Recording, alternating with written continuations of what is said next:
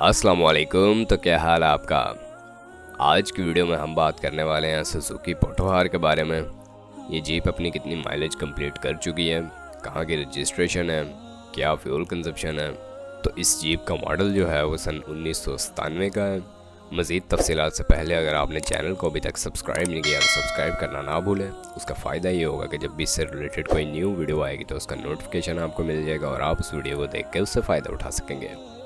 तो चलते हैं वीडियो की तरफ। यहाँ पर हमारे पास जो सुजुकी पोटोहार है, ये इसके ऑनर के मुताबिक अपनी माइलेज जो अभी तक कंप्लीट कर चुकी है वो 1,25,000 किलोमीटर है। यानी 1,25,000 किलोमीटर तक ये गाड़ी चल चुकी है।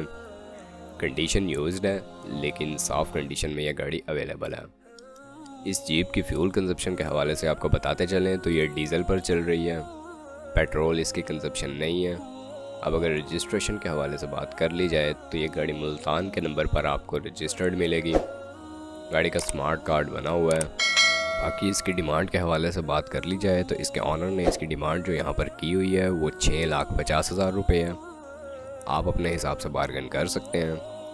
अब अगर आप इस गाड़ी के बारे में इंटरेस्टेड हैं या मज़ीद मालूमात हासिल करना चाहते हैं डायरेक्ट इसके ऑनर से या इसे ख़रीदना चाहते हैं तो इस वीडियो के डिस्क्रिप्शन में आपको एक कॉन्टैक्ट लिंक प्रोवाइड किया गया है।